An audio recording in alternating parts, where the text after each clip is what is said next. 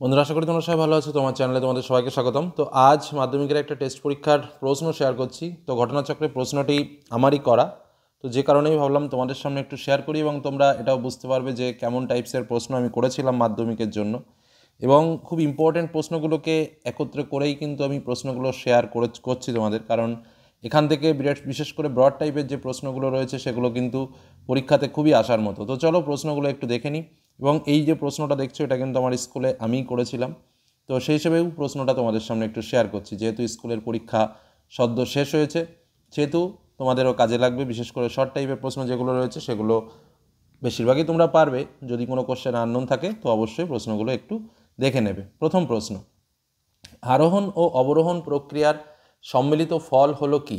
এটা কিন্তু খুবই ইম্পর্টেন্ট প্রশ্ন এবং তোমাদের আমি পরীক্ষাতেও বলেছিলাম যে এই আরোহণ অবরোহণ পর্যায়ন এর ভেতর থেকে কিছু না কিছু প্রথম কোশ্চেন পাবে এবং মাধ্যমিকেও পাবে। তো যাই হোক, অপশানে রয়েছে পুঞ্জিত ক্ষয়, পর্যায়ন, ক্ষয়ীভবন ও লগ্নিভবন। তো উত্তরটা কী হবে?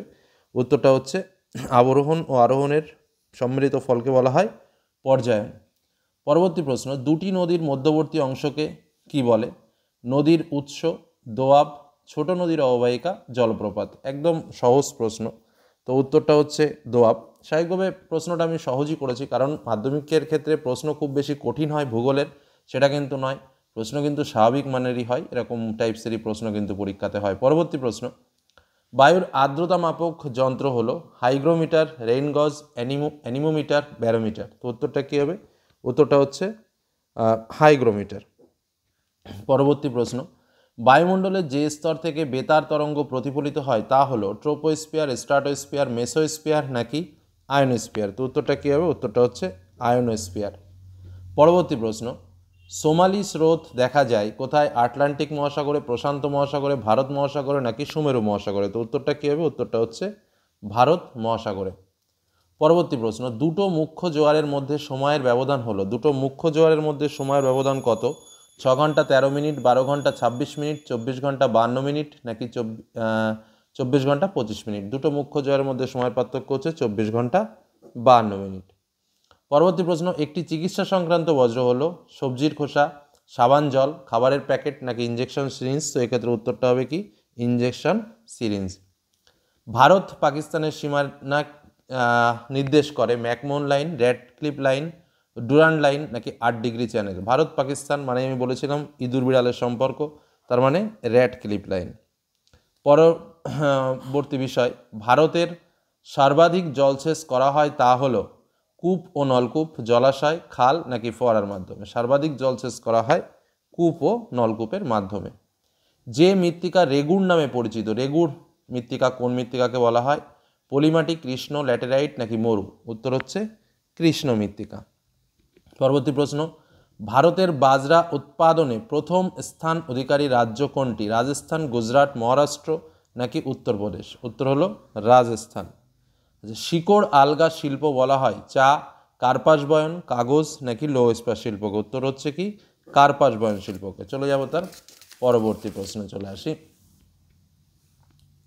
ভারতের সর্বাপেক্ষা কম ঘনত্বযুক্ত রাজ্য, ভারতের সর্বাপেক্ষা কম ঘনত্বযুক্ত রাজ্য উত্তর হবে কি? অরুণাচল প্রদেশ। যে রঙের সাহায্যে সমোন্নতি রেখা আঁকা হয়? কালো, লাল, সবুজ, বাদামি? উত্তর হলো বাদামি। এবার শুদ্ধ অশুদ্ধতে চলে আসব। দেখো, মরু অঞ্চলে অবশিষ্ট পাহাড়গুলিকে মোনাডনক বলে। এটা কিন্তু অনেক ছাত্রছাত্রী ভুল করেছে দেখলাম। তো যাই হোক, এটার উত্তর কিন্তু এটা ভুল। কারণ কি? কারণ মরু অঞ্চলের অবশিষ্ট পাহাড়গুলোকে কিন্তু ইনসেলভার্স বলা হয়, অর্থাৎ এটা হবে অশুদ্ধ।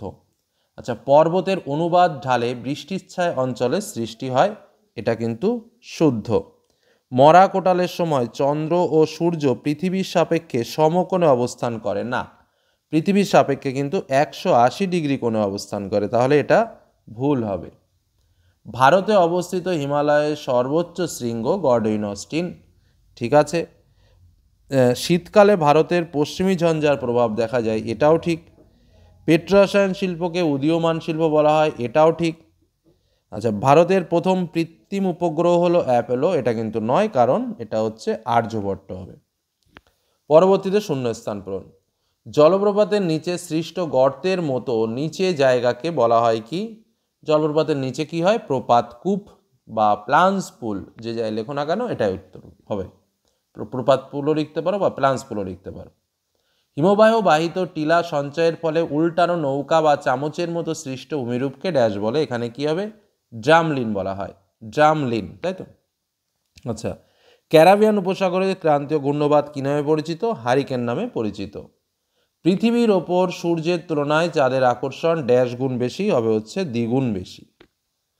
ল্যান্ডফিল থেকে উৎপন্ন গ্যাস হলো স্বাভাবিকভাবে মিথেন, বেশিরভাগ ছাত্রছাত্রী লিখবে, কিন্তু এখানে যদি কেউ কার্বন ডাইঅক্সাইড লেখো তাহলেও কিন্তু উত্তর সঠিক হবে, কারণ ল্যান্ডফিল থেকে উৎপন্ন গ্যাস মিথেনও হয়, আবার কার্বন ডাইঅক্সাইডও কিন্তু হয়। দক্ষিণ ভারতের সর্বোচ্চ শৃঙ্গ হলো ড্যাশ, তো দক্ষিণ ভারতের সর্বোচ্চ শৃঙ্গ কি? আনাইমুদি। পরবর্তী প্রশ্ন, 10 লক্ষের অধিক জনসংখ্যা বিশিষ্ট নগরকে কি বলা হয়? মহানগর বলা হয়। ওকে, এবার আমরা চলে আসবো এসিকিউ টাইপের প্রশ্ন। শিলাময় মরুভূমি সাহারায় কি নামে পরিচিত? হামাদা নামে পরিচিত। সম্পৃক্ত বায়ুর আপেক্ষিক আর্দ্রতা কত? 100%। একটি বজ্রের উদাহরণ, অনেক কিছু দেওয়া যায়, ভাঙা মোবাইল, ভাঙা টেলিভিশন, ভাঙা কম্পিউটার, অনেক কিছু, ইলেকট্রনিক্স ওয়েস্ট যেটা বলা হচ্ছে। ভারতের বৃহত্তম লেগুন কোনটি? উত্তর হচ্ছে চিল্কা লেক। আখ উৎপাদনে ভারতের প্রথম স্থান অধিকারী রাজ্য কোনটি? উত্তরপ্রদেশ। আচ্ছা, ভারতের প্রাচীনতম ব্যস্ততম জাতীয় সড়ক পথের নাম? প্রাচীনতম হচ্ছে গ্র্যান্ড ট্রাঙ্ক রোড, ও ব্যস্ততম জাতীয় সড়ক, এই জায়গাটা একটু তোমাদের বলি। আচ্ছা, এই জায়গাটার উত্তর তোমরা কমেন্টে জানাবে, ঠিক আছে? এই প্রশ্নটার উত্তর, ভারতের ব্যস্ততম জাতীয় সড়ক পথের নাম, আমি বলেই দিই। উত্তর হচ্ছে, অনেক অনেক রকম লিখবে, কিন্তু অ্যাকচুয়াল উত্তর NH8 এই মুহূর্তে ব্যস্ততম, ঠিক আছে? আর প্রাচীনতম কিন্তু হচ্ছে তোমার গ্র্যান্ড ট্রাঙ্ক রোড, যেটা হচ্ছে ভারতের প্রাচীনতম সড়ক পথ। আর ব্যস্ততম হচ্ছে NH8, আবার অনেকে NH7 লিখছে, কিন্তু মনে রাখবে NH7 কিন্তু হচ্ছে বৃহত্তম, ব্যস্ততম নয়। ব্যস্ততম কিন্তু এই মুহূর্তে NH8 বলা হচ্ছে, ঠিক আছে? যাই হোক, পরবর্তী প্রশ্ন, ভারতের মহাকাশ গবেষণা সংস্থার নাম কি? এটা তো একদমই সহজ কোশ্চেন, ইসরো। তারপরের কোশ্চেনে চলে আসো, ভারতের কোন শহর গোলাপি শহর নামে পরিচিত? জয়পুরকে গোলাপি শহর বলা হয়। এবার ডান স্তম্ভের সঙ্গে বাম স্তম্ভের মিলন। ইউট্রোফিকেশন দেখেই বোঝা যাচ্ছে জলজ প্রাণীর মৃত্যু। চিনুক হচ্ছে একটা স্থানীয় বায়ু। কফি গবেষণাগার হচ্ছে চিকমালাগুর। আর তাল হচ্ছে তোমার লেক। এবার 2 মার্কসের কোশ্চেন দেখো, ষষ্ঠ ঘাতের সূত্র অপশানে রয়েছে। বারখান কাকে বলে? অ্যাডিয়াবেটিক ল্যাপস রেট কি? অপশানে রয়েছে। বানডাকা কি? লু কি? অপশানে রয়েছে। বহুমুখী নদী পরিকল্পনা কাকে বলে? কম্পোস্টিং কি? অথবাতে রয়েছে স্ক্রাবার কি? জনঘনত্ব কি? অথবাতে রয়েছে অনুসারী শিল্প বলতে কি বোঝো? ভূ বৈচিত্র্যসূচক মানচিত্র কাকে বলে? অথবাতে রয়েছে সেন্সর কি? 3 মার্কস কোশ্চেন, জলপ্রপাত ক্রমশ উৎসের দিকে সরে যায় কেন? অথবা বায়ুমণ্ডলের উপাদান কি? বজ্র ব্যবস্থাপনায় শিক্ষার্থীদের ভূমিকা আলোচনা করো, অথবা বজ্র ব্যবস্থাপনায় ফোরার পদ্ধতি বলতে কি বোঝো? করমণ্ডল উপকূলে বছরে 2 বার বর্ষাকাল সংঘটিত হয় কেন? অথবা ফসল চাষের সময় অনুযায়ী ভারতীয় ফসলের শ্রেণীবিভাগ আলোচনা করো। ভূ সমলয় ও সূর্য সমলয় উপগ্রহের মধ্যে পার্থক্য কি? অথবা ভূবৈচিত্র্যসূচক মানচিত্রের প্রয়োজনীয়তা উল্লেখ করো। ওকে, এবার আমরা দেখে নেব লাস্ট যে ব্রড টাইপের কোশ্চেনগুলো আছে সেইগুলো। তো প্রথমেই 5 মার্কের কোশ্চেন, হিমবাহর ক্ষয়কার্যের ফলে সৃষ্ট 3টি ভূমির চিত্র বর্ণনা দাও। উষ্ণতা তারতম্যের ভিত্তিতে বায়ুমণ্ডলের স্তর বিন্যাস করে যে কোনো 2টি স্তরের বর্ণনা দাও। ক্রান্তীয় ঘূর্ণবাত ও নাতিশীতোষ্ণ ঘূর্ণবাতের মধ্যে পার্থক্য লেখো। সমুদ্র স্রোত সৃষ্টির বায়ুমণ্ডলীয় কারণগুলি ব্যাখ্যা করো। আর আঞ্চলিক থেকে উত্তর ও দক্ষিণ ভারতের নদ নদীগুলোর মধ্যে প্রাকৃতিক বৈশিষ্ট্যের পার্থক্য আলোচনা করো। ভারতের চা চাষের অনুকূল প্রাকৃতিক পরিবেশের বর্ণনা দাও। উত্তর পূর্ব ভারত লৌহ ইস্পাত শিল্পের কেন্দ্রীয় ভবনের কারণ কি? ভারতের জনসংখ্যা বন্টনের তারতম্যের 5টি কারণ আলোচনা করো।